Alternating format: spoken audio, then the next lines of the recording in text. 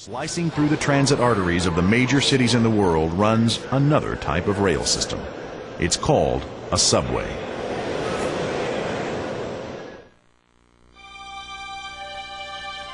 The Toronto Transit Commission, or TTC, has one of the most modern transportation systems in the world. Its subways and commuter trains had never had a fatal accident in its 42-year history until August 12, 1995. 6:02 p.m., the end of a workday. It's the second day on the job for the rookie driver of Run 35.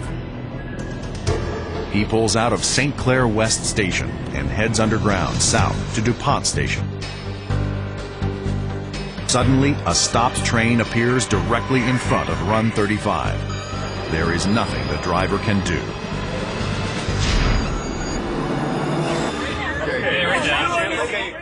Within minutes of the crash, rescue crews arrived at the scene. Seeing two of these large subway cars sort of mangled together, there's really no way to describe it. You have to see it. You know, it's a very large, very strong structure that has tangled itself together, and it's not easy to get it apart. When you got right to the site, you were met with this catastrophic damage to these trains, this large ball of steel with patients trapped in it. Many of the victims were freed quickly and transported to hospitals. Several others remained trapped in the wreckage. This ball of steel would be, I'd liken it to an onion. As you stripped away pieces of metal, other pieces moved in another direction, and that's what made the whole extrication so difficult. The force of the impact caused the two trains to balloon to the full diameter of the tunnel. The expansion of the cars sealed off the tunnel's airflow and ventilation.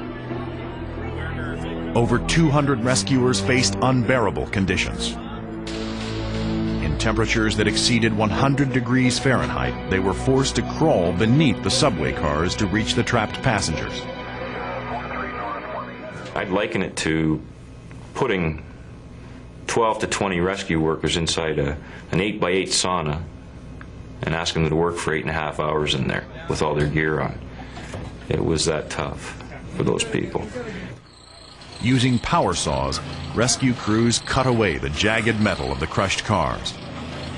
Shearing the metal apart was a Herculean effort requiring surgeon-like delicacy.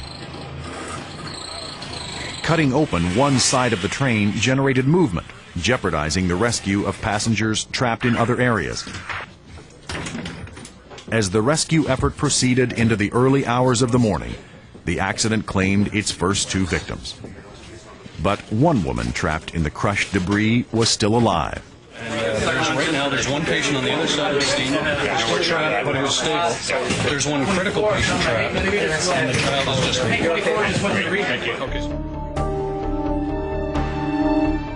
Rescue crews worked feverishly in the cramped conditions to free her. After several hours, the critically injured woman was finally pulled free. Despite the heroic efforts of rescuers, the woman's injuries were too severe and she died on the scene.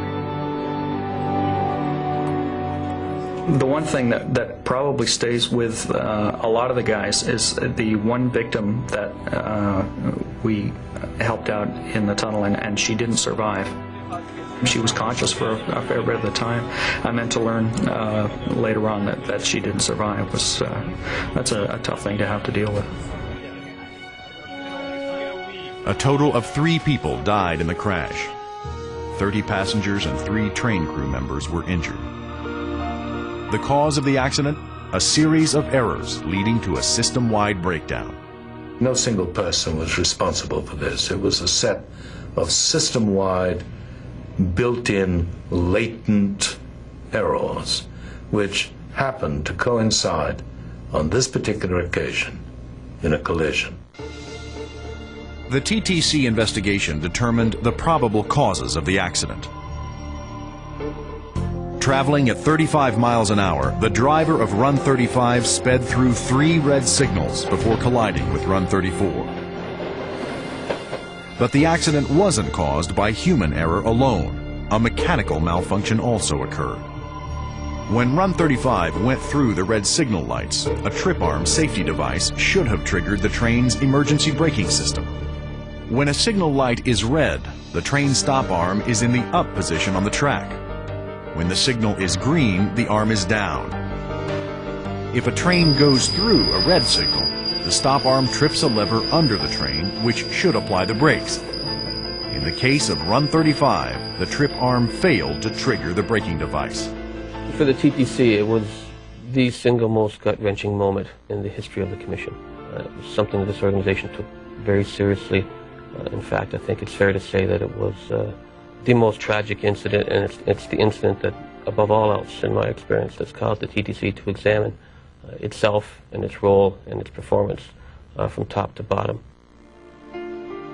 As a result of the accident, the TTC implemented several new policies, including new training programs for drivers, strict disciplinary actions for signal violations, and a more thorough examination and replacement of aging equipment. While runaway subway and other passenger trains command attention because of the potential loss of life, they're not the only source of danger on the rails.